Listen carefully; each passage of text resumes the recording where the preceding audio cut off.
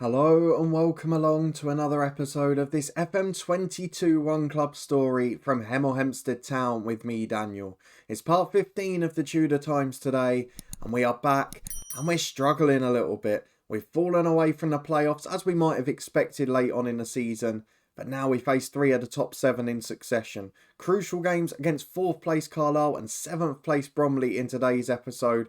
We then face leaders Notts County and the likes of Torquay, who are still chasing us down as well. This is going to be a very difficult spell, and it isn't helped by the fact that we cannot buy a goal. We can't buy a win, we can't get a goal. We're in a little bit of disarray, for the first time really, since we started this save.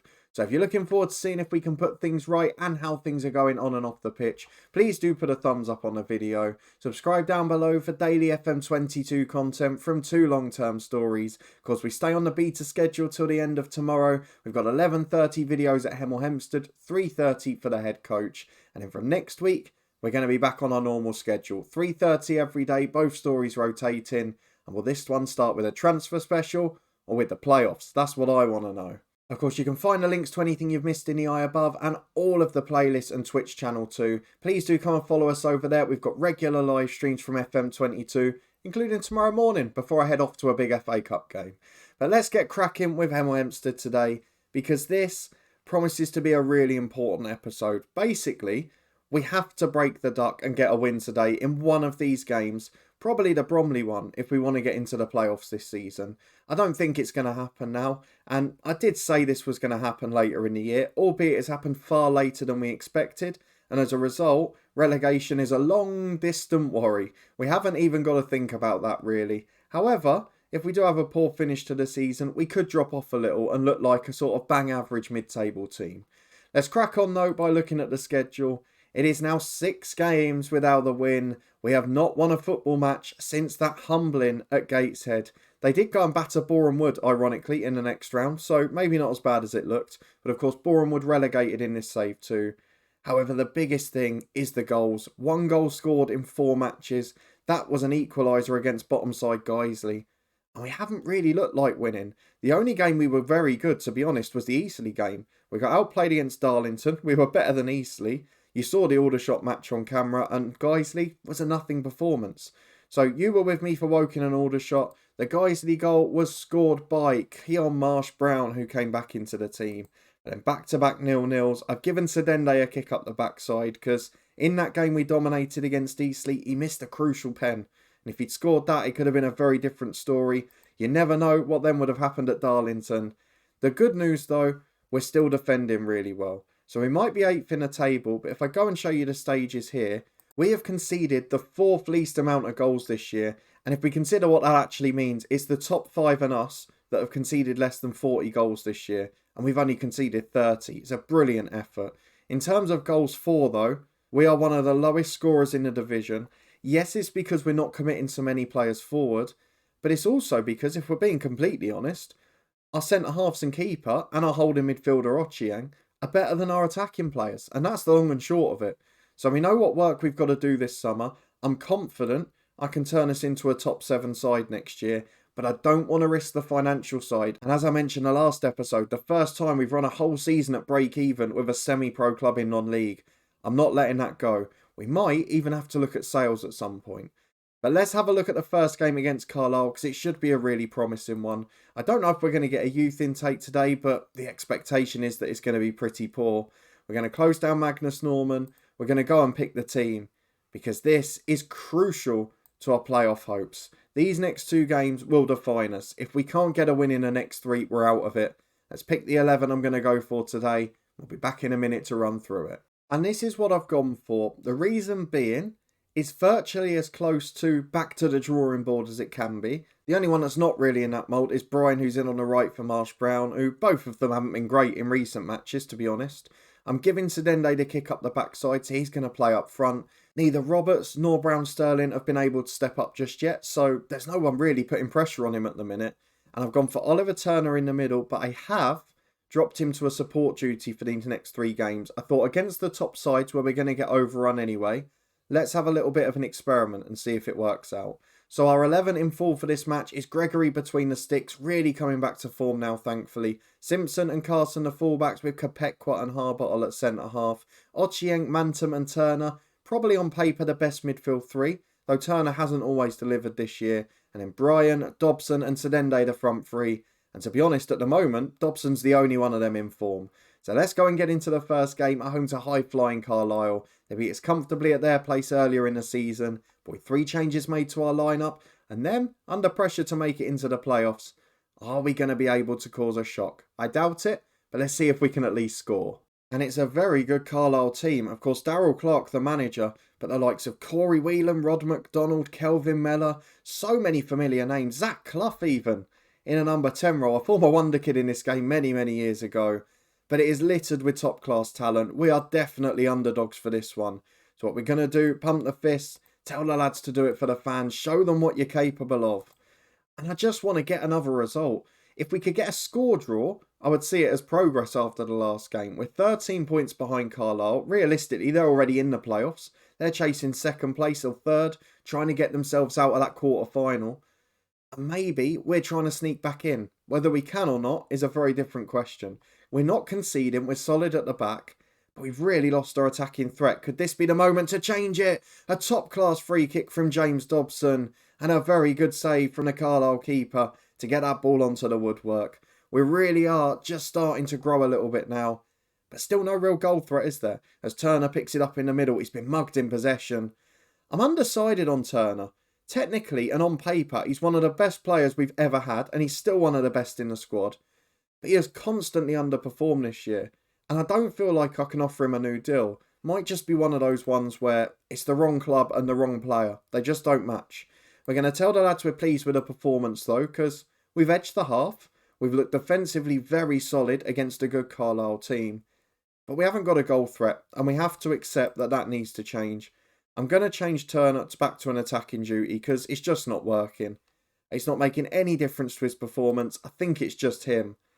And with 20 odd minutes to go, I think we're going to have to look at changes. So let's head off to the tactical board. We are going to go for Victor Sedende again is the one letting us down. I'm going to have to take him off for Roberts. Marsh Brown on for Bryan, who's not had a great game either. And then I'm going to take off Turner, the usual sub. Mantum will go playmaker. Brook will come on in centre midfield. And that gives us that defensive bite too. So hopefully we can hold out for at least a draw. But really, we don't look like scoring, and that is a big problem. It's been 3 games in a row now. We nicked one at Guiseley, but apart from that, we're going to go a month without scoring. It's a very worrying stage, as it's a free kick for Carlisle. Good save, David Gregory. Made sure that we keep the clean sheet, and at the moment, we need every single one of them, because without a clean sheet, we aren't even going to get a single point at the minute. As Guy puts the ball in from an outswinging delivery to the back post to McDonald. Heads over the bar, under a little bit of pressure from Ochieng, in fairness. But not quite the all-guns blazing performance we were looking for. It was very solid. Again, it's another solid point on the board. We look decent. And defensively, actually, we're fantastic. But at the front, we've got too many players out of form at once. And whatever combination we try, it just doesn't seem to work. So over we go to the big game at Bromley. And that's one we have to win if we want to break in the top 7 again. They've done us a favour by losing at Torquay. It's still quite tight there. Chesterfield nicked a late win against Darlington, which was unfortunate for us. But they're not blowing us away. So we're only 3 points behind Bromley. However, now Eastleigh, with their win, only 2 points behind us. And I know those two will certainly have an easier run in than we've got. So let's skip ahead to Bromley away. Cross your fingers, we can score a goal. If nothing else in this episode, a goal would be nice. I'll see you in a minute. Well, what a time for us to face our most important game of the season at Bromley and the league leaders Notts County in a space of 4 days. Then, when we've got 2 of our first 11 on international duty, Henry Ochieng and Matthew Carson are away, and it just gets harder and harder and harder. But we will try our best to keep up. We're going to have a lack of fitness as well, because lots of these only played 3 days ago, and it was a big effort against Carlisle, despite the lack of attacking threat. Because I think we're going to have to play Oliver Turner, I've given him a massive kick up the backside and just said, look, you've got to deliver or you're not in the first team now. Sedende is just a goal away from building confidence. And I know at this point it will come. We've seen it with him enough times. At left back, I'm going to have to bring in Fraser Shaw, who's throwing his toys out and wants to leave at the minute. In a holding role, Jack Senga will come in, but that equally means that Kopekwa, who is miles off fitness, is probably going to have to start. And in midfield, Mantum struggling, Brooking for him. There's a lot of experience leaving. And Dobson on the left as well, we're going to replace with Oganteo. Brian is just dropping away from that form now. So Marsh Brown in. I think that's as strong as we can be. But physically, we're all over the shop. I might even take out one of the other defenders just to give them a little bit of a breather. But I don't think we get any stronger. So Chris Paul will be our utility defender on the bench. Ellis Watts will come onto the substitutes in place of Mantum, the skipper. And I really think that's all we can do. We're down to not far off the bare bones in terms of fitness. We're struggling for goals. We're struggling for attacking players. We've gone back to attacking midfield for the advanced playmaker because it doesn't seem to make any difference to the way we play. So let's go back to what kept us in an unbeaten form, even if it sacrifices a player. And just hope. This is all about hope now. We've got no right whatsoever of making it to the top. I'm going to rest Kopekwa for 2 days. And if we don't win this game, I think our playoff chances are over. 5 changes in total from the last match. Shaw, Brooke, Senga, Marsh Brown and Oganteo in. Of course, the ones for Carson and Oshienk were enforced because of international duty. Mantum, Brian and Dobson drop out as well. Dobson and Mantum weren't match fit. They probably would have started otherwise. So not the game we want to have an inexperienced squad. Not a game we want to have players away doing international work. But Michael Cheek is out for Bromley. That seems very odd, considering he was top scorer of the league last season. He was also the top scorer of the league in real life the year before. They've got good fullbacks in Habergum and Pike. They've got a good goalkeeper in Mark Howard. And going forward, they've got a lot more strength in depth than us. So even without their star man today, they've still got the better attacking line. We're going to tell the lads we're sick of bad results. Come on, do something about it. It's 7 without a win, albeit most of them are draws. And we need to bounce back. As Habergum with the big long throw. Can we deal with it? We can. Oganteo gets it from the clearance. Shaw was the one who got rid of it. Oganteo over halfway. Just shows too much of it to Pike. Then doesn't track his runner as well, which is even more frustrating. Can we see a mistake at the back from Bromley? We just need Sedende to nick one off his knee, off his thigh, whatever it is. But instead, it's our own mistake in midfield. Bromley, it wasn't the fact they played through us there. It was the fact they walked through us. They were first to every ball. They were quicker to press. And George Alexander puts it in the corner. 1-0 Bromley, worrying signs. And we just haven't recovered from that Gateshead game. As Kopekwa gets it out to Oganteo, to Senga. Back to Kopekwa. Turner. And we've got to think about this now. We're probably not going to make the playoffs. Although Sedende's in here. Please let him end the goal drought. He does end the goal drought. By no means a good finish, but it dribbles under the keeper's right arm. He was so slow to get down the Bromley number 1. But it's just what we needed. Sedende scores despite not having his best finishing boots on. And the Bromley keeper might have just saved our season there. Whether we win this game or not, if Sedende starts scoring, we can beat anyone. What I was going to say before that excitement is, with us unlikely to make the playoffs now, we do have a little bit of a decision to make. We're running at break even. We're past the $500,000 point in the bank account. And I'm almost thinking now, is our best benefit to turn professional? To try and get them to do that. Sedende's in again. Oh, he's missed a sitter. He got back into form just a few minutes ago. And then he misses that one. Oh my word.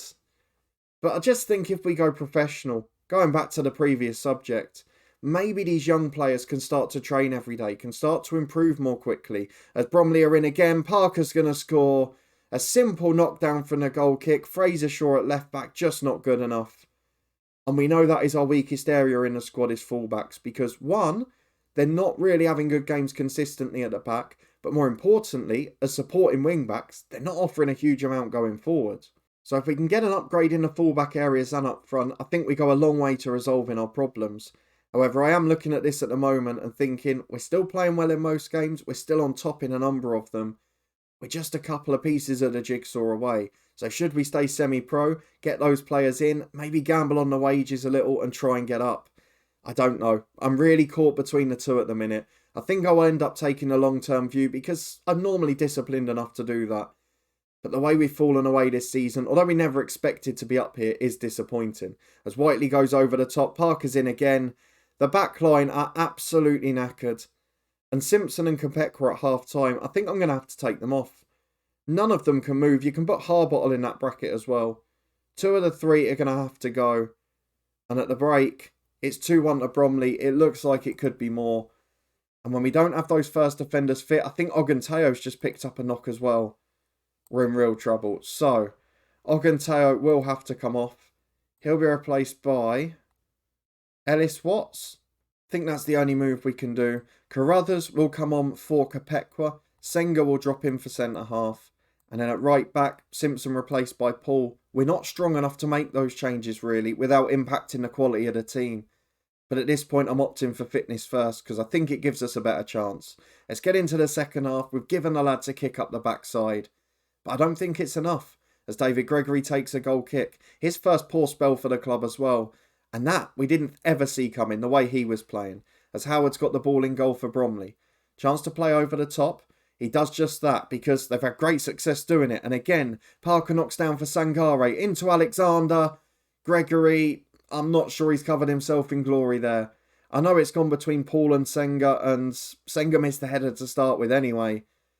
But that is not good enough across the whole team. And this risks getting out of hand again. We had a game like this against Gateshead, albeit without the fortunate goal. And as soon as we let in a second and a third, it went very pear-shaped very quickly. I really hope that doesn't happen here, because it's not a time we can afford to lose confidence, as Pike gets the ball at right back. Plays it into midfield to Alexander, to Fenlon, to Pike, into James. Look at the confidence. Bromley are all over us. This will put them 6 points clear of us with our awful running to go. We are definitely not making the playoffs now. But more importantly, I'm trying to avoid embarrassment here because we're getting run all over the park. As Paul's got the throw in on the right to Brook. Fresh leg should be doing it at fullback. Delivers towards Sedende. Oh, great save, Howard. Tips it onto the post. Connolly hoofs it clear on the rebound. With an hour gone, there's a glimmer of light. And again, the match stats are pretty level. It's just the goals that aren't coming. As we lose out in the air here, Turner clears it to Sedende. Had a better game today, Turner, actually. As Habergan finds Connolly to Younger. Pike to Fenlon, and they come down the right again. They've absolutely butchered us down that side today. Right, Fraser Shaw's had a shocker, though Turner wins it back. Can we get a second? Sedende got support. Turner's left. He's gone the wrong way. And his ball to Brook is really poor as well. If he'd laid that left to Turner, he was in one-on-one. Senga wins a header, but James gets the second ball. They're first to everything. They're fitter. They're stronger. They're more comfortable in possession. Bromley had a better side, and if you look at this and say which one's going to make the playoffs, nobody's answering Hemel Hempstead because Harbottle's clearance is poor and Harker's in again. Down the right wing, can they make it 4? Cross to Parker, headed just onto the roof of the net. It is a really tricky spell, this. It's a confidence sapper and it's a fitness sapper too. Not a good game at all. And it's Pike again on the right. Bromley threatened to run riot here. Pike comes down the wing, virtually unopposed. Fraser Shaw goes out to him eventually. Doesn't stop the cross. Into Whiteley, who heads just wide. And after all that hard work this season, I'm physically watching my team run out of steam. I'm watching them drain of energy. I'm watching them run out of quality. And with 3 minutes of stoppage time played, it is Bromley 3, Hemel Hempstead 1. And in the second half, if we're being completely honest, it could have been an awful lot more. Sedende did get his goal. That is a big positive. We've got basically a free swing at home to Notts County at the weekend where we can rest anyone who needs a break. But we tell the lads they did themselves proud. They're not happy with that. And if they start to turn against me, we're in real trouble. So for the first time in ages, we drop down to 9th place. Torquay now just 6 points behind us, and we've got to play them as well. They won at the leaders, Notts County. Eastleigh have overtaken us with their win against Kings Lynn, and now we're starting to see we've got the harder run in. I know Torquay have beaten a top side, but the rest are playing easier teams. And even Woking, we mentioned a few episodes ago, now just 9 points behind us. So with 6 games to go and our current form, I can only say I'm incredibly grateful for the start to the season we had. Because even now, we talked about our defensive record. We're falling away on that front too. We're going to stumble over the line. We know we need to bulk up the squad for next season. It just can't cope. Ogunteo's injured again. We're going to have to get in permanent additions, and we need to get in better footballers. Ones that can keep the ball so we're not chasing the game. Ones that are consistent. Maybe that are a little bit more experienced in certain positions. And more importantly, we need to start rescoring goals. And that might mean we have to gamble on a striker a bit. Let's have a look at the schedule for when we're next going to be back, because I think it will be the final 2 games of the season. We're 8 without a win at the moment, and if we get to that one in the same vein, it will be 12 without a win.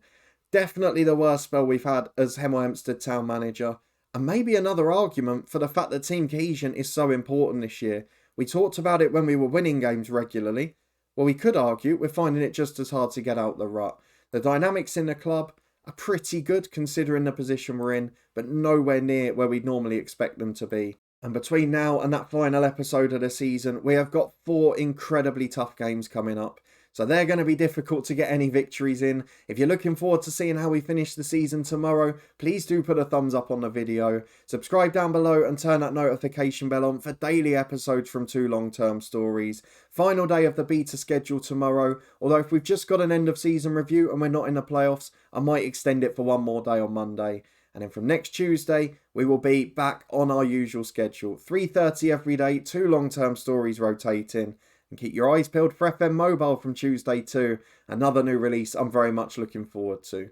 Let me know in the comments what you think of this run. Where do we need to improve the most in the summer? For me, it's a left winger, it's fullbacks and it's a striker. But of course I may be proven wrong and you may disagree. Let me know what you think. Ideally, we could do with getting a third international of some form so we can postpone our fixtures when we have the break. At the moment, 2's just too few. And we're losing 2 of our best players for 8 games a season, which isn't really ideal. If you want to stay up to date with everything else, you can find a playlist in the eye above and a link to the Twitch channel where we've got regular live streams. I'll be back in the morning again for FM over there, and you can find the Twitch schedule for the rest of the month on the channel too. But a massive thank you for your support as always, for joining along for our first mini crisis at Hemel Hempstead Town. And I'll see you next time to finish season 2, as I think finally our lucky run has run out.